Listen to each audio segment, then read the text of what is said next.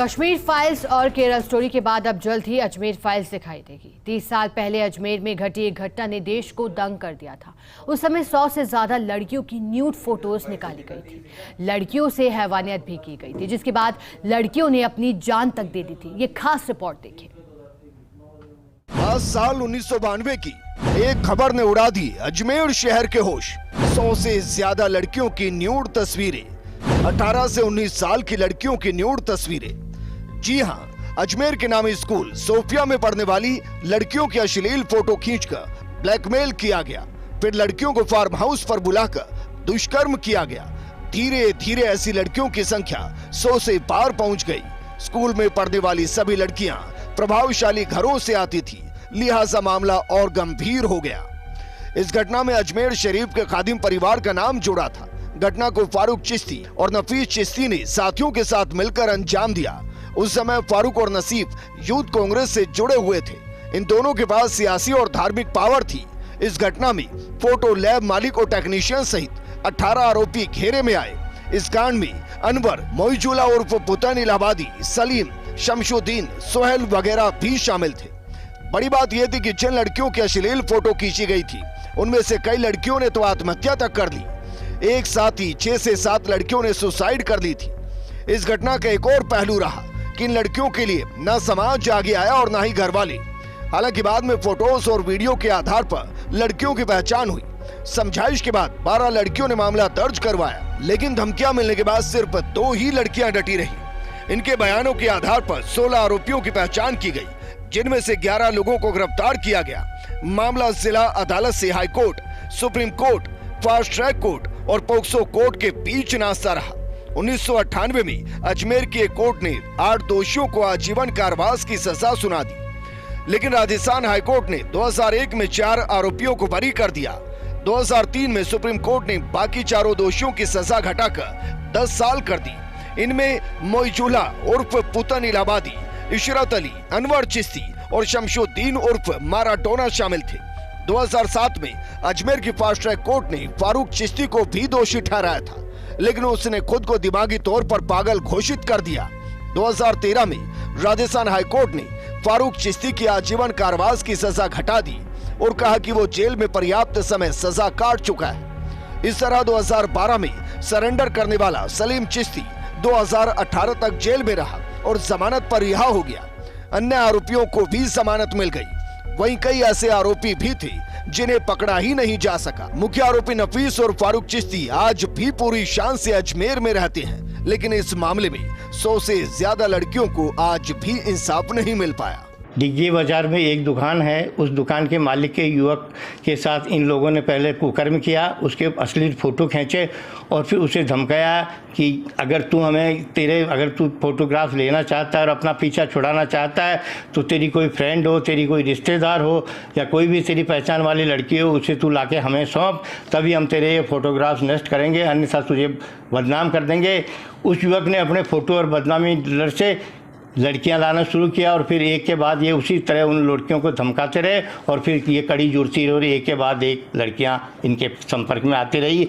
ये लोग लड़कियों को अपने पोल्ट्री फार्म, कृषि फार्म और फार्म हाउस पर कमरों में ले जाते थे और वहीं इनके साथ ये गलत काम करते थे। अजमेर फाइल्स में कुल 12 लड़कियां, जिनको 250 लड़कियां कहा जा रहा है, और एक इंस्टीट्यूशन को ख्वाजा गरीब नवाज की दरगाह, ख्वाजा मोइनुद्दीन चिश्ती की दरगाह को ब्लेम किया जा रहा है, जबकि इस दरगाह में ऐसी कोई घटना घटित नहीं हुई। और उससे जुड़े हुए चिश्ती फ्रेटर्निटी को बदनाम किया जा रहा है, जबकि हमारे यहाँ 5000 खुद्दाम हैं। अगर कुछ लोग पॉलिटिकल पार्टी में थे, 4-5 लोग, तो उसमें अन्य समाज के लोग भी थे, लेकिन सिर्फ चिश्ती फैमिली को टारगेट किया जा रहा है। चूँकि राजस्थान में इलेक्शन होने वाले हैं, तो माहौल को पोलराइज करने के लिए किया जा रहा है। और जो लोग इसमें इन्वॉल्व थे वो हर समाज के थे, लेकिन सिर्फ हमारी फैमिली के लोग, चिश्ती फैमिली के लोगों को टारगेट करने की कोशिश की गई है।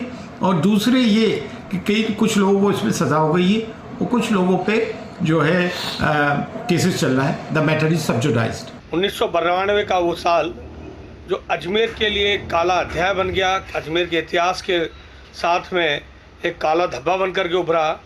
अजमेर में हुए ब्लैकमेल कांड में कई आरोपी आज भी फरार हैं और जिस प्रकार की लचर कानूनी प्रक्रिया थी, जिस प्रकार की लचर उसकी जांच थी, उसके कारण से कई अपराधी उसमें बच गए।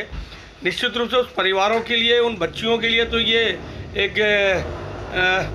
धब्बे की तरह है ही है, लेकिन इस सच को सामने लाने का जो साहस कर रहे हैं वो केवल मात्र इसको कमर्शियल नहीं, लेकिन एक सच को जनता के सामने लेकर के आए और हमारी बच्चियों को भविष्य में सीख देने के लिए अगर इस प्रकार की वेब सीरीज बनती है तो मैं इसका सादर स्वागत करता हूं, अभिनंदन करता हूं। वहीं अब अजमेर फाइल्स फिल्म को लेकर लोगों के कई विचार सामने आ रहे हैं। कुछ लोग इस फिल्म का समर्थन कर रहे हैं तो कुछ इसका विरोध भी कर रहे हैं। देखो, जो 92 का जो मामला आ रहा है और इसके ऊपर एक मूवी शायद आने वाली है अजमेर फाइल के नाम से, हम उसका फुली विरोध करते हैं। ये देश के लिए हित में नहीं है।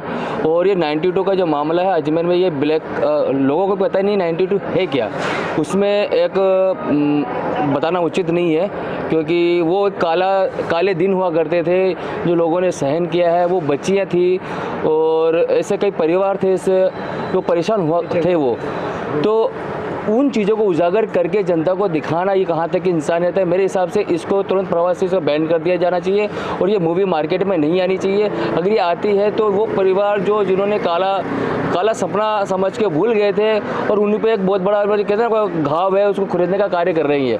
नेचुरल है कि आपके 92 फाइल्स के बाद में कहीं ना कहीं देश में एक सांप्रदायिक दंगा का माहौल हो सकता है। कहीं ना कहीं वो पीड़ित महिलाएं आत्महत्या कर सकती हैं, कहीं ना कहीं उनके परिवारों पर गाज गिर सकती है। ऐसी फिल्म बनने से अच्छा है कि आप देश की गरीबी पे फिल्म बनाओ, बेरोज़गारी पे फिल्म बनाओ, जिससे रोज़गार मिले, जिससे गरीबी मिटे, जिससे युवाओं को एक अच्छा काम करने का मौका मिले। आप समाज के हितों के लिए फिल्म बनाओ। आजकल जो है फिल्मों के माध्यम से जो है दर्द के नाम से वोट लेने का जो है माहौल बन चुका है। लोगों का जो दर्द है, जो महिलाएं पीड़ित रही है या कोई सा भी ऐसा कांड हुआ है जिसमें कोई पीड़ित रहा है, जैसा अभी केरला स्टोरी है, पीड़िताएं थी, तो उनके दर्द के नाम से सियासत जो है गलत कार्य कर रही है और ऐसी मूवियाँ बना करके देश में जहर घोला जा रहा है। अजमेर फाइल्स को लेकर राजनीतिकरण भी किया जा रहा है। कश्मीर फाइल्स और केरला स्टोरी को लेकर लोगों के अलग अलग तर्क सामने आए थे और कई राजनेताओं ने भी अपने अपने बयान दिए थे। कई राज्यों में इन फिल्मों को पाबंद किया गया। ऐसे में देखना होगा कि अजमेर फाइल्स फिल्म का क्या होगा और आगे क्या क्या बयान और तर्क सामने आते हैं। फर्स्ट इंडिया न्यूज के लिए अजमेर से शुभम जैन की रिपोर्ट।